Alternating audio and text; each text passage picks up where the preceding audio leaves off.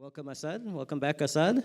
Assad, you are here because you know Sylvie well, and you also will have definitely some things to say along the way, I'm sure. I'll do my best.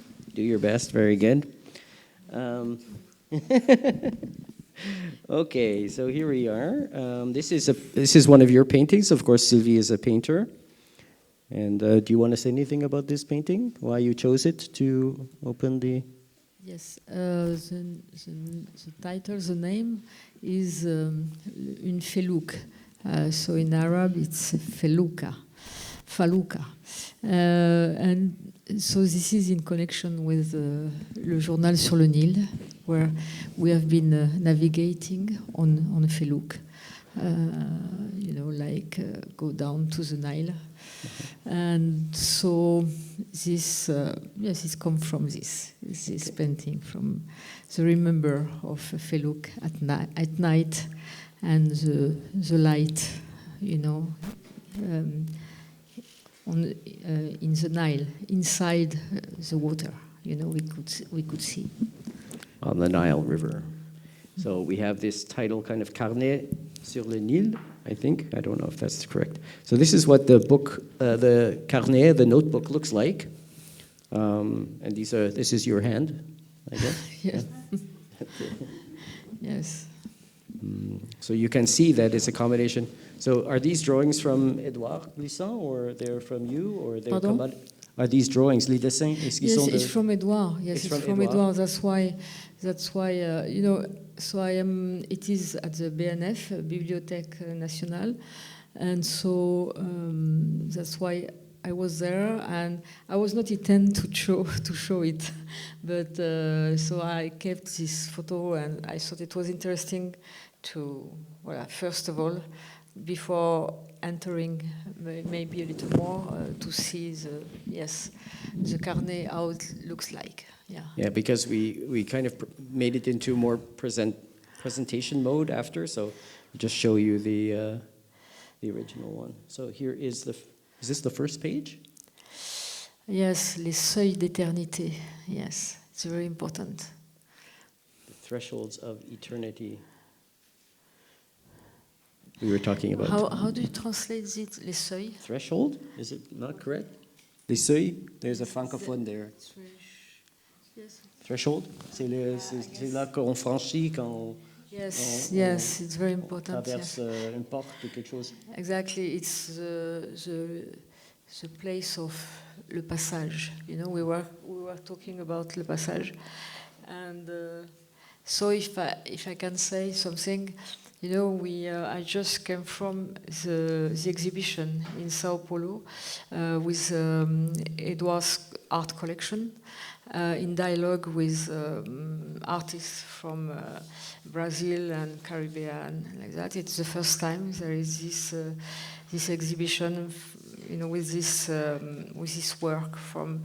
This work has, accompagné Édouard all his life, and it's the first time we have a real exhibition. And he was dreaming of a museum. And but this museum never came, never happened.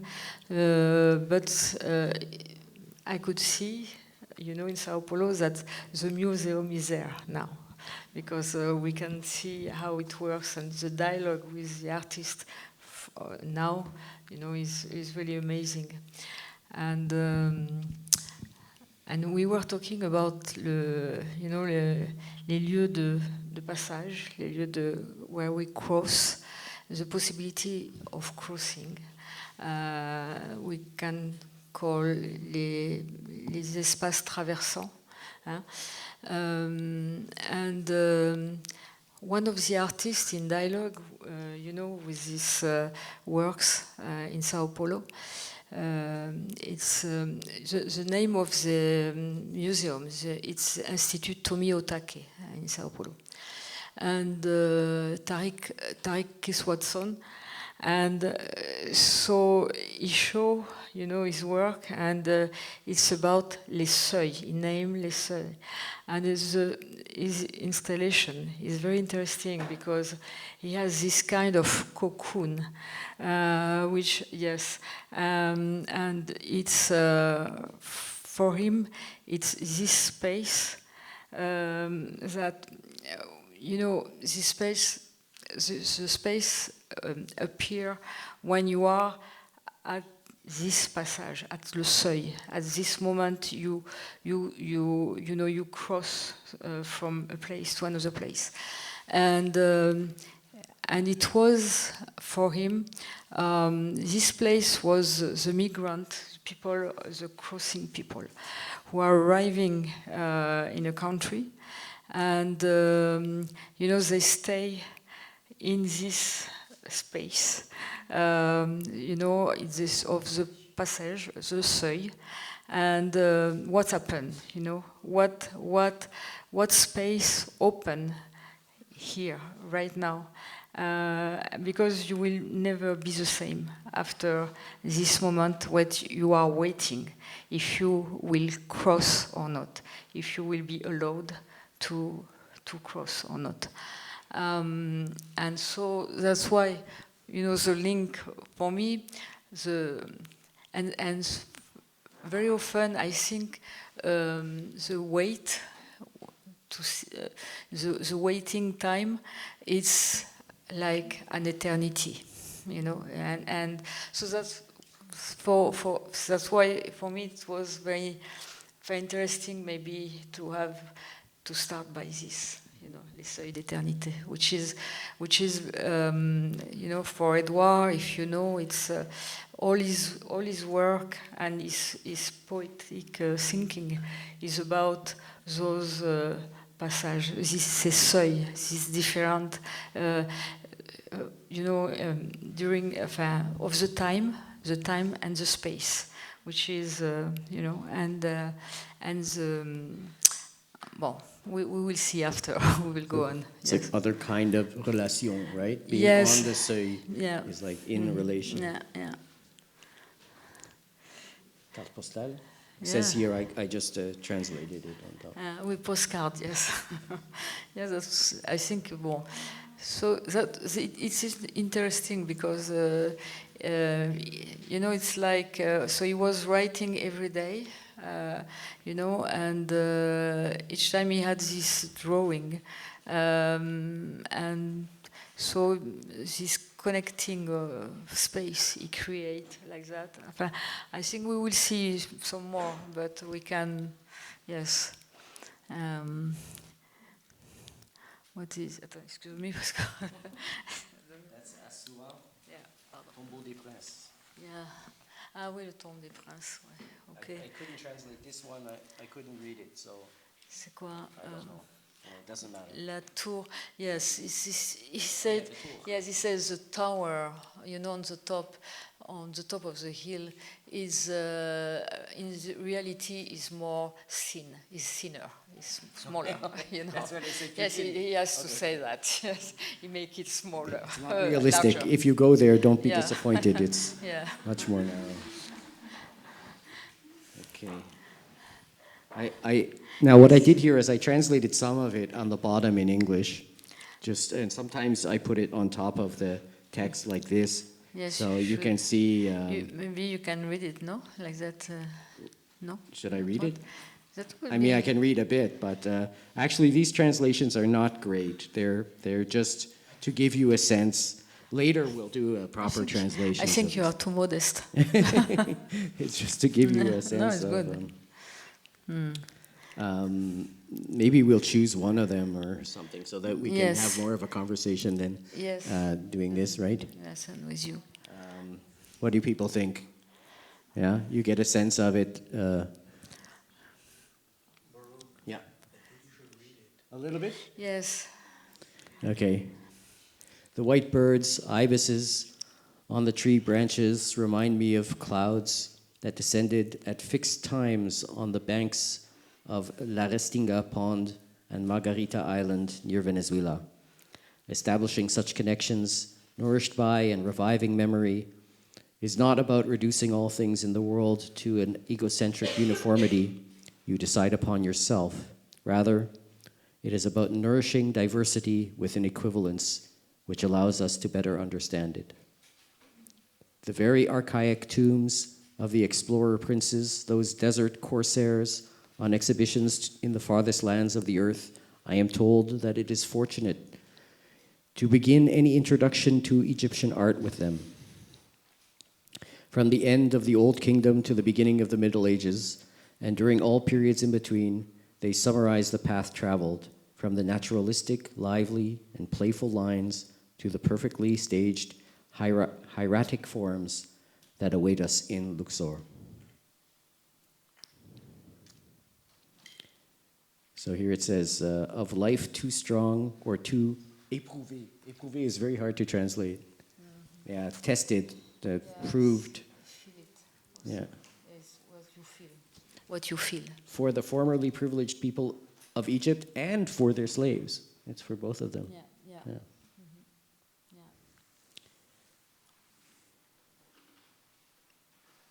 Yeah. I don't know. What? Yes, you have to. I have to say something. Yes, you have to say something. You don't. Yeah. Well, first of all, I think maybe it would be helpful to just hear what we are looking at. So it's a presentation of a notebook of Édouard that has not been published before. No. And so this is the first time anybody sees it today on this PDF. Yes, exactly. Which is amazing. I mean, I just want to clarify what's happening here so that you guys can understand like what we're doing. And in addition, I mean, these are drawings I've never seen, and these are texts I haven't heard. So for me, I'm just sort of frozen a little bit in like, wow, I want to have this PDF now quickly. Like, please email me the PDF immediately. But also, it's very interesting to think this. I hadn't, this passage about Egypt, because it's an interesting context for him to think about, in the sense that, it is quite striking. I think now, if you go if you look now at Egyptian artifacts and the whole Egyptian field of cultural production, how incredibly stylized it is, how incredibly almost meme-like, what the production of hieroglyphs and imagery in Egyptian culture, and then it's combined with these this series of figures, the sculptural forms that are always with one foot in front of the other and the two arms that are stylized but also super realistic. And there's something in that very interesting tension, which, like if you look in, for instance, the famous Nefertiti sculpture from, I think, like 1400 BC, so I think that's the Middle Kingdom, as he's talking about here. It's like hyper real and hyper aesthetic to us. It feels like it traverses the time so easily. It's really odd.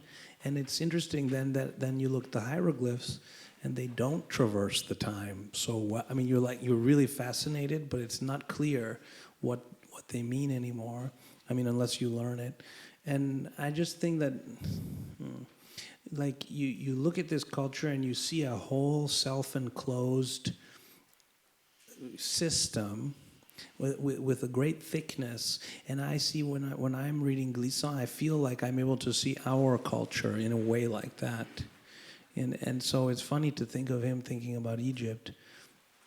And in addition, I was wondering if Sylvie, you could say something maybe. What made you choose this notebook to bring out now? Yes, I think for me it was important because, so you said, you have this relation, yes, to Egyptian forms and very with maybe closed meaning. You know, it's very static. But when you read Édouard, it's just very like brut. You know, it's just the first impression, and he has all. It's like his imaginary is like convoquer, ask other landscape coming to that, and he made the relation, you know, and something, a new vision appear, and I think this poetic way of seeing things that open, you know, the imaginary, that open us, and make the relation in ourselves with our traces, our memory, you know, our own connection. And because it was extremely, this, you know, after this this travel, Édouard used it to write poetry books like Les Grands Chaos and L'œil dérobé. And this was, you know, so many people, they don't realize it comes from this book, this journal. And on the second part of the journal, you will see just a little part, you know, but you have all the draft of those poems. He has been published after. Voilà. So he has not published this, but after we have the publication of all his poetry, and not like the story of the travel itself, but we have this new form, which is a poetic form, and very important in his work. Yeah. I don't know if we should go straight to the hieroglyphs, or should we just? I wanted to ask you also, like this. You really did go to the Nile with. Comment? Yes. Vous étiez véritablement sur le Nil. Yes. So these books come from a real. Oh yes, it was every day. Every day he was writing on the on the Nile. And what is the relationship? We're here at the part where he's speaking about Roberto Matta. Yes, they were friends. He was Roberto Matta was there on the boat, and so they start this discussion about what is it to paint, what is it you know, to draw, and if you know Roberto Matta and all this space, you know, like incredible that he opened, you know, like that. So I think Édouard was really loved Matta, and it was very important, this poetic relation they had this on this Nile at this moment, you know. Which year was the trip? What year? What year? It was 1988, and actually it was January, 20 days on January. Because it also, when you were talking about it, it brought to mind, obviously, the film, which maybe if you've seen the exhibition, you've seen this film by Mantia Diawara, Édouard Glissant, One World in Relation.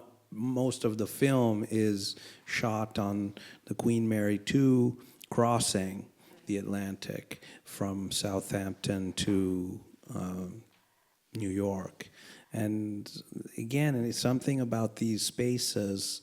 Not only is it the subject in the work, but it's also somehow the what produces the work is this traversing space.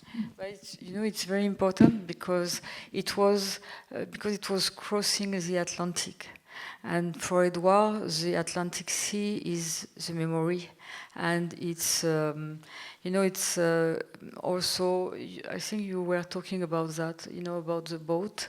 So we are here on another boat, but I think, of course, there is all this talking to Mantia Diawara, and with crossing this ocean, with the consciousness of what are in this middle passage, as you say, which is where he came from, and as many people in the Caribbean and everyone, and so there is this.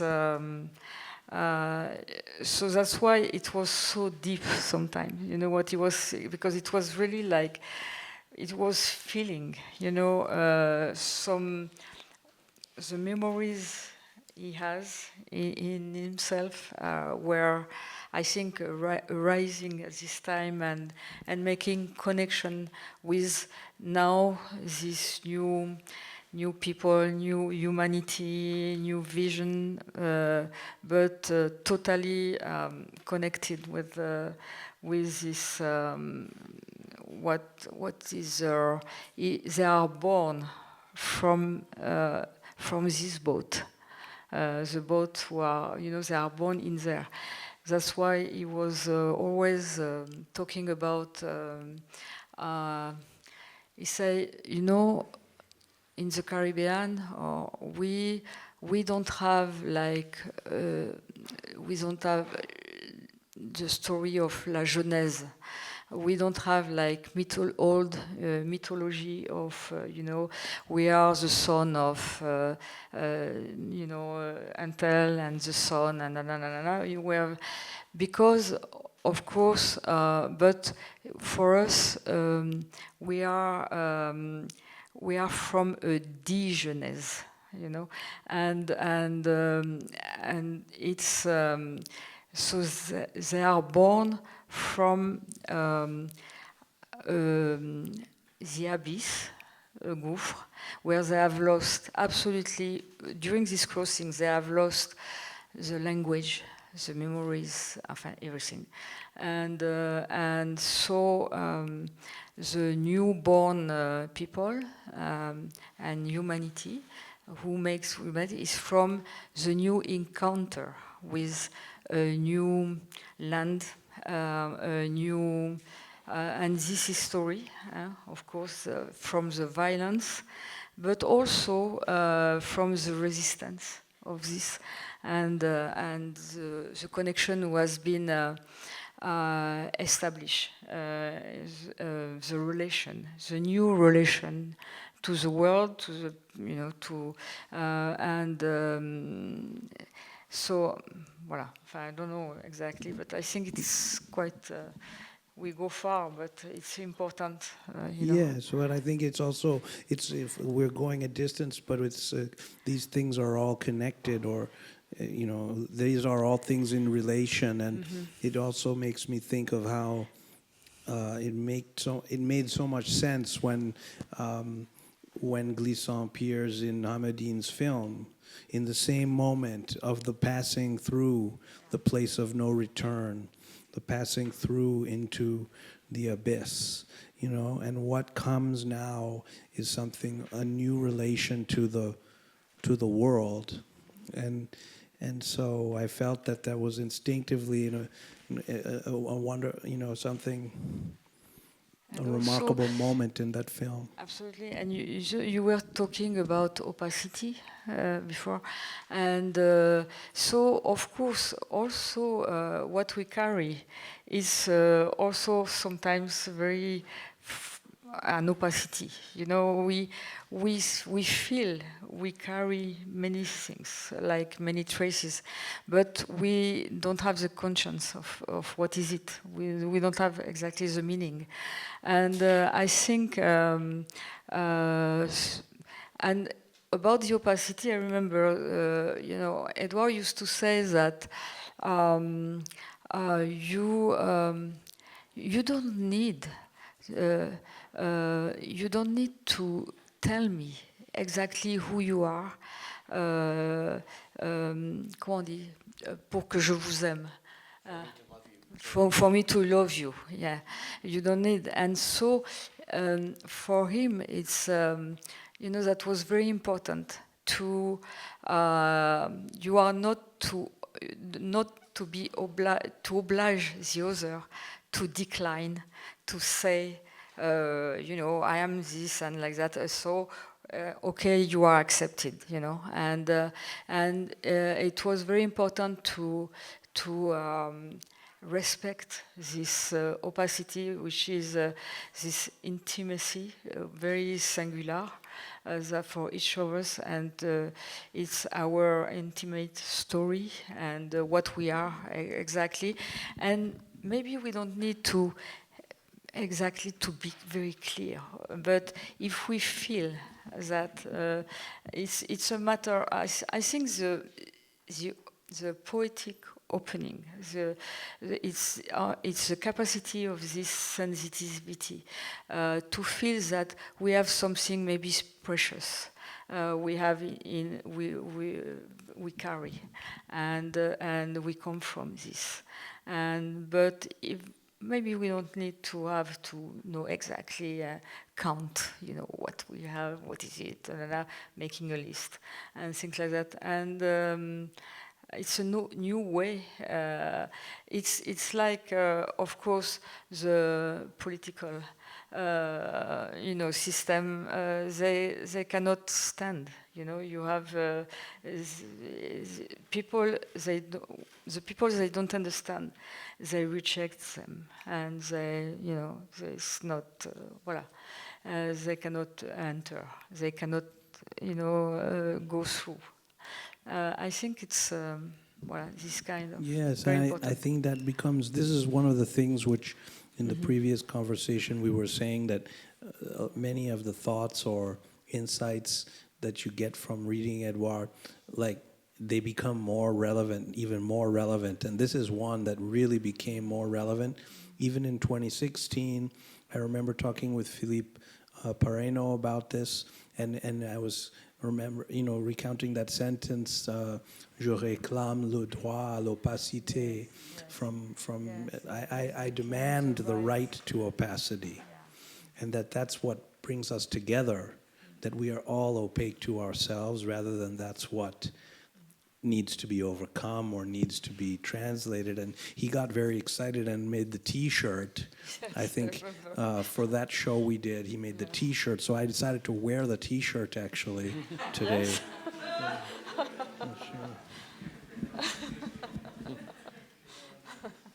That's great.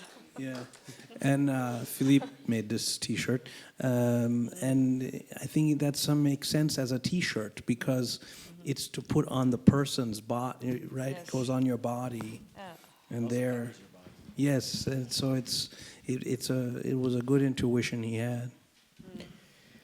Maybe we're reaching the end. We have only about 5 minutes, but it's fast, right? But we will have some more time to talk.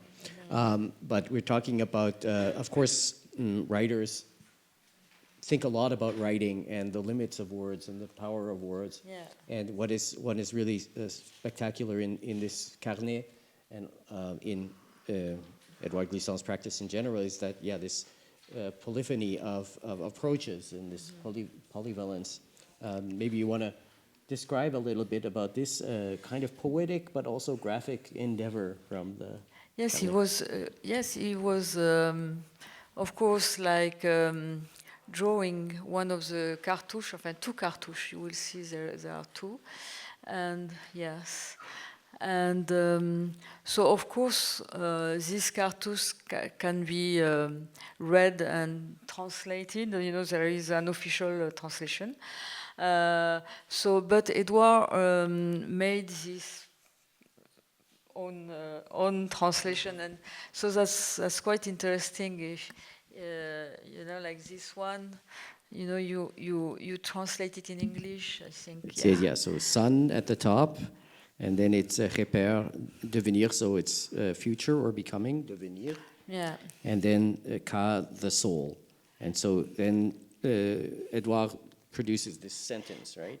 Yes, and you translate the soul becomes sun, but you say your soul. Oh, your soul. Sorry. Your soul, Yeah. your soul become sun. Your soul, right?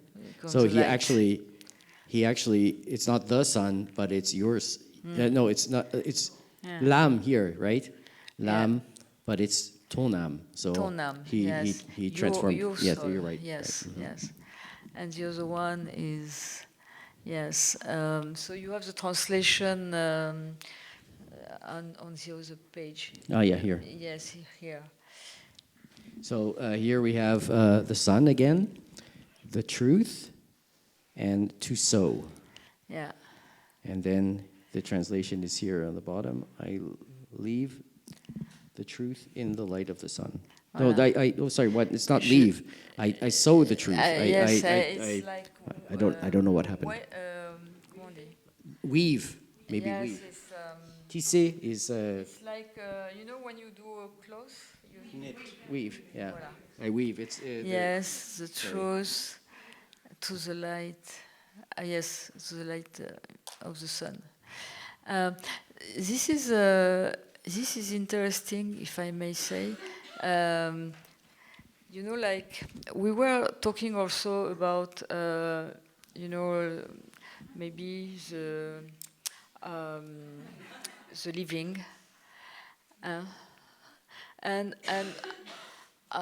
you know, we have been written together a book on Easter Island. It's called La Terre magnétique. And the last sentence of this book, it's the stone say, alors rien n'est vrai, tout est vivant. Nothing is true, everything is alive. And for the last, maybe the last years of Édouard, after each of his conference, he was finishing by this. He said, yes, because nothing is true, but everything is alive. And so, voilà, I think that's very interesting to end perfect. like that. Mm. Thank you.